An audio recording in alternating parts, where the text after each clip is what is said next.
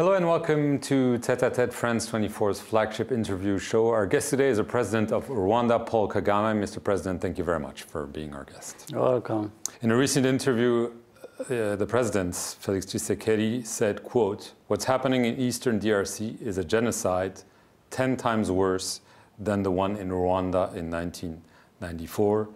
And he points the figure at you and say you deserve much more than the International Criminal Court." What is your response? Well, you can't be responding to everything and everybody says, whether it is an exaggeration or fabrication or people running away from their own problems and blaming others, which this case seems to be. So, using the word genocide is not by accident, probably, no? Well, I wouldn't come to that and just leave behind defining the problem, that actually is taking place. Eastern Congo problems should be understood even by the person who leads that country. He does seem to have a selective memory of what to call what is happening there, because in Rwanda, we have 100,000 refugees, 100,000, and they keep coming. And some of them, or most of them, have been there for over 20 years, and they are associated with this problem. And these people, they've lost their property, their land, their own relatives and friends have been killed in Eastern Congo because of who they are. You might want to know that the mirror image of what happened in Rwanda in '94 has actually evolved over years in Eastern Congo. The 100,000 people I'm talking about, and actually there are 4 times the same number in Uganda, and I think others have gone to other places. They've been removed from their place, their property, and their lives have been destroyed because they are called Tutsis. So the Tutsis of Congo are supposed to be treated like the Tutsis of Rwanda in '94. And in fact, you see it when you look at the alliances that have even been formed, both on the ground in Eastern Congo and bringing in Burundi, and the pronouncements made by the same person making accusations publicly on the media platforms. With hate speech and the support for FDLR that killed the same Rwandans in Rwanda. So the way they come together under this leadership in DRC, I mean, to ignore that and you want to call it something else, somewhere else by somebody, I think you have to be missing something in your mind. Meaning he's not rational? Is that what you're implying? Here I'm not even saying he himself. I'm talking about anybody who listens to that and thinks he's even being rational.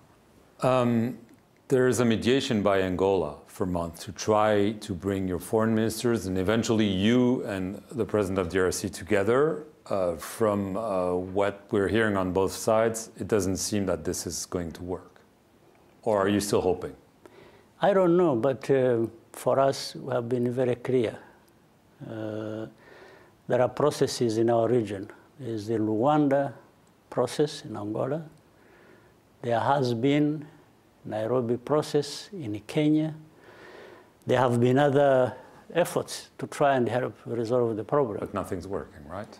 Yes, but for Rwanda, we have always been present and have contributed as much as we can to make it work. But Congo seems to have other ideas, because East African community deployed forces there to go and help. The next day he expelled them. Then he brings in other groups he selected who he believed were going to fight for him to be able to continue what he's been doing.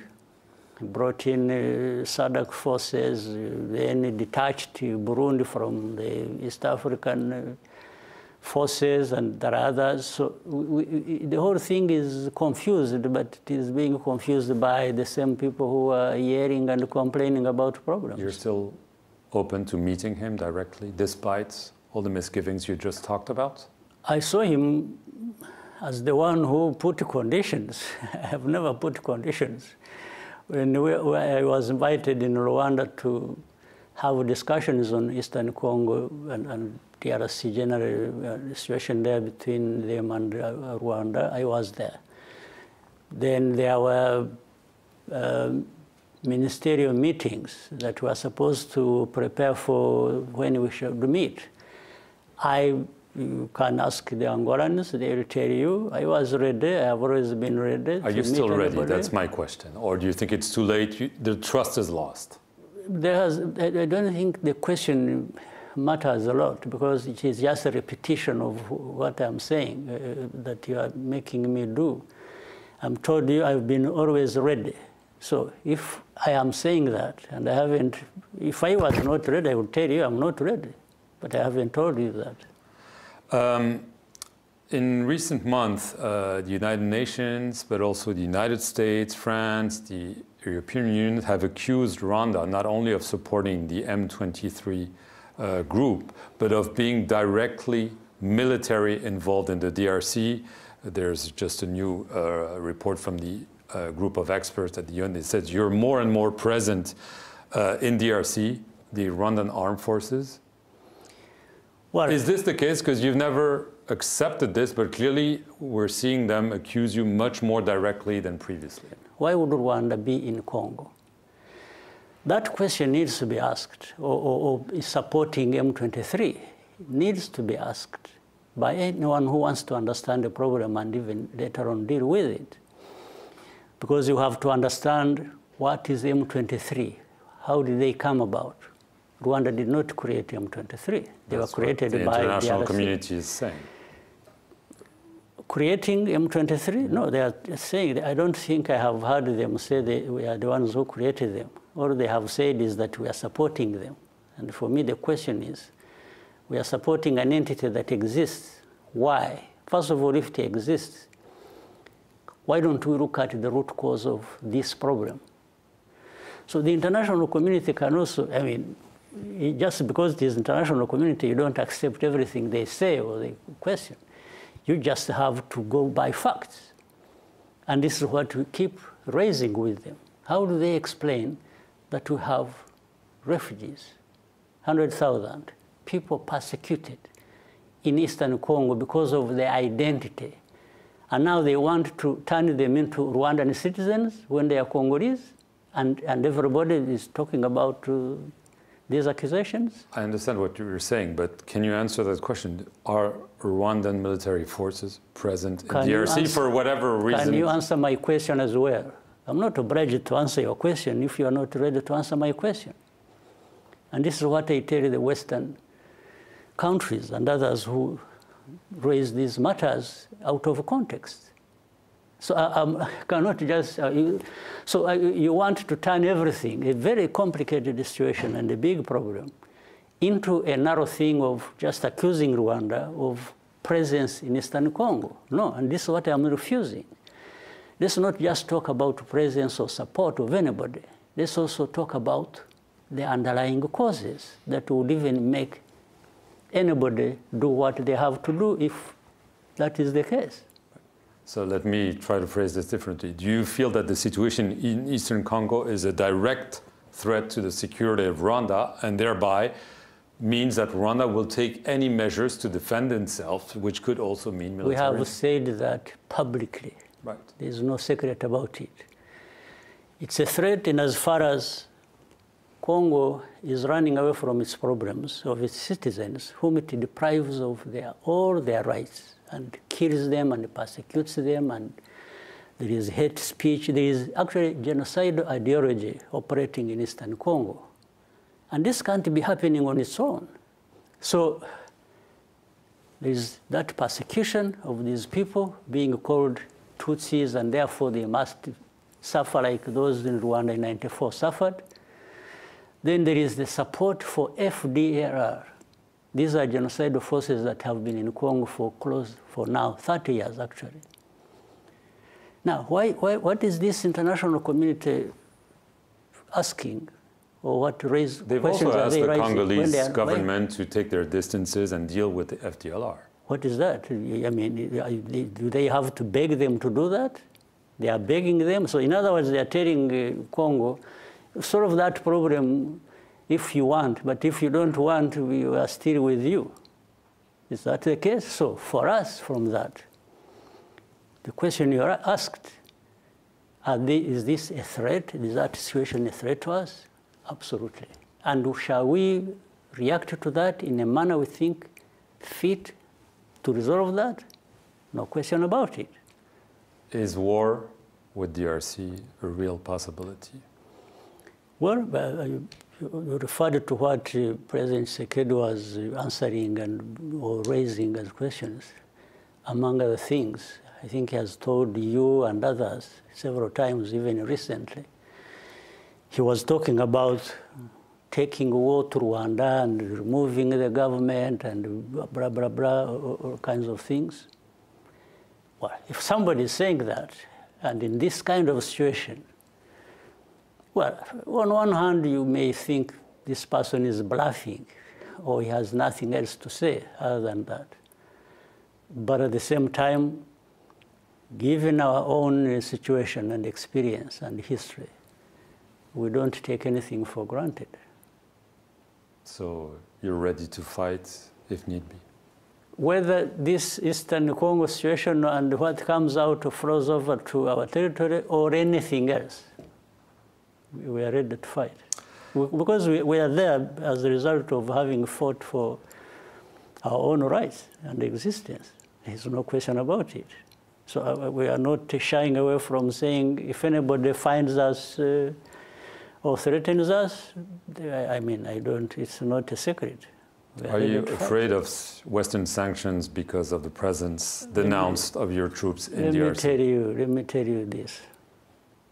With our history, with all these things we are talking about, the way we have been shaped by these hardships and injustices, and it doesn't matter by who, we are not afraid of anything.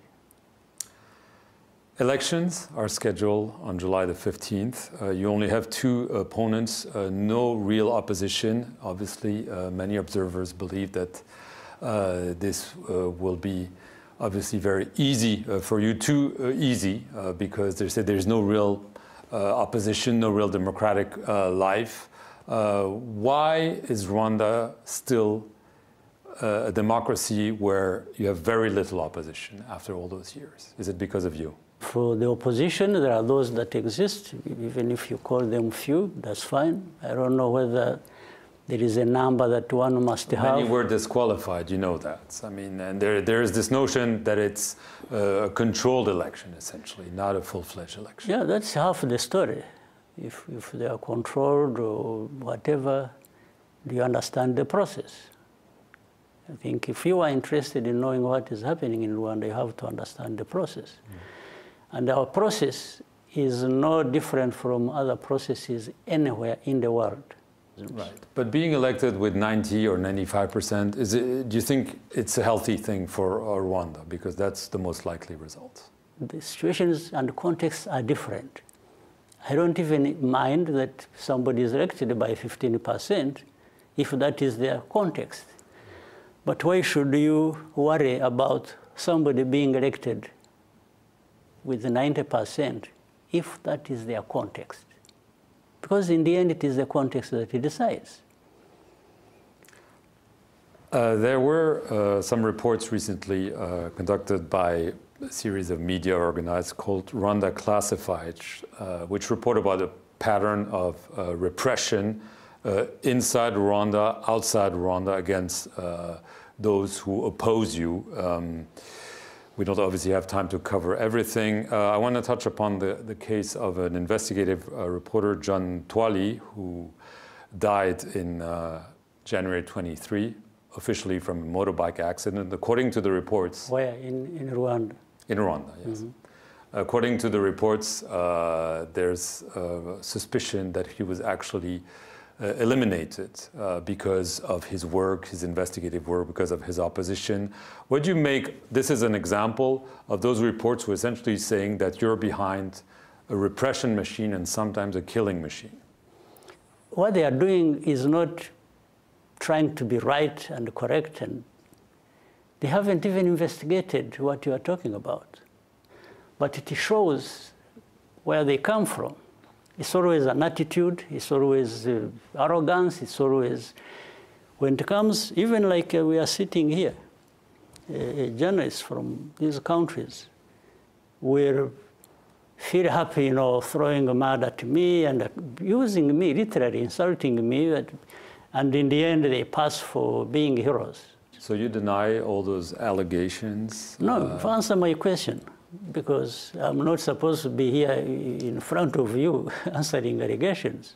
You're not the judge, I'm not being prosecuted. Here we are talking about, we are reasoning, we are talking about journalism, we are talking about politics, and we have to have facts and evidence for what you are talking about. Paul Kagame, I want to thank you very much for being our guest today, and thank you for watching this show.